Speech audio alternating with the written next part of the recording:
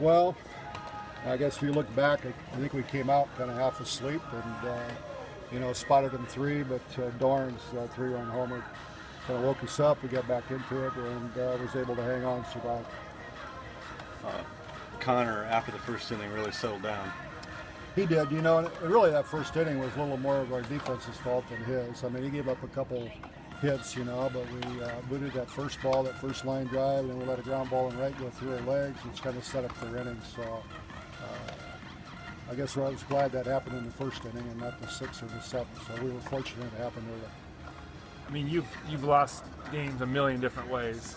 Yes. I assume you have some empathy for the way they lost that game. I do. And I said, it's not too often it seems like the breaks go your way down here. That was a fortunate break because, they still got a guy on third and a guy on first. If we don't get that call again, from what I saw, I think that's the right call. It looked like he slid across the base. I know there was pretty good contact, but you don't always get that call. So, you have to call that a break that went our way. Very fortunate. Did you say anything to their coach, like person to person or not? Oh, we talked about we had good ball clubs, and I said that's a tough way to lose a ball game. But other than that, no. I mean, I know you're crushed when you lose this ball game, so you really don't like to talk about it too much. Well, just your thoughts on the type of battle this game was, back and forth, and it just seemed like still up to grabs even into the last inning. Well, I think both our ball clubs kind of mirror each other. I think we're scrappy clubs, and obviously we have I think we have a little more power than they do, but the lefty that hit the one out, there in the top of the seventh made things pretty tight. But I think, it was a good back and forth battle, and I think both teams made mistakes today that wish they could, come back and maybe correct. But again, like I said, we're just fortunate to come out one run ahead. I assume you didn't want to have to bring Riley in, but just, I guess, first of all, talk about the job that he did in a tough spot.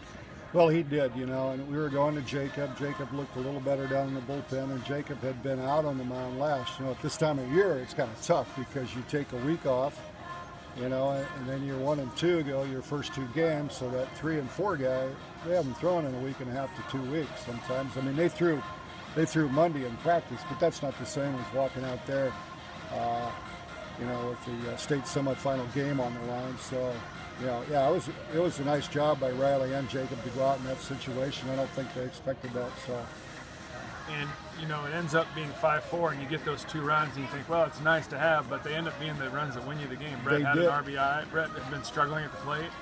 Exactly. And Little Joey had another big. Little Joey had the big hit. We tried to stretch it with Ryan there at the end, getting that other run. But in your head, you gamble a little bit. 8 would have been a lot better than 7. And the ball bounced our way today, I have to say. What about Ryan's home run? Really, at that point in the game, it was 3-0. How big was that? Well, that's huge. Anytime you can, you just tie it up on one swing, and he's very capable of doing that to. Anyone that's out there on the mound, he's our leader in home runs. You can see he has extreme amount of power. So, that makes us relax. And now, all of a sudden, the game's even. Our Daubers are down a little bit, and that home run picks everybody up. And, another big hit was Nick Foss's. He had 2 strikes, and there's 2 outs, and hits that double, and, that gave us a good lift, too. It's a single elimination format, and you're in the finals 4 years in a row. Can you have an appreciation for how hard it is what you guys are doing here? I don't know if you can at this point. It's just like I don't even know how to describe it. It's just unreal. You just think you come down here, you get used to being here and playing the game and just thinking, hey, we got to win today and we won't worry about tomorrow. And I know it's all cliche, but that's kind of how we attack it. And I think in a number of ways, the semis is easier to play in the first round.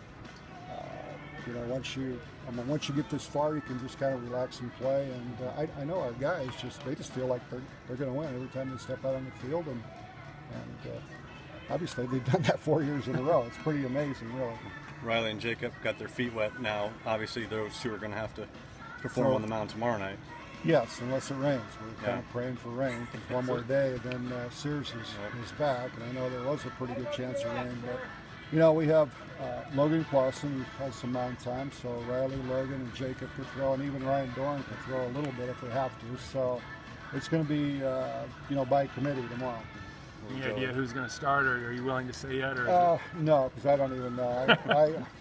I'm bouncing back and forth who to go to today, Riley or Jacob, right. and it was still bouncing when I sent Jacob out there. We should go out.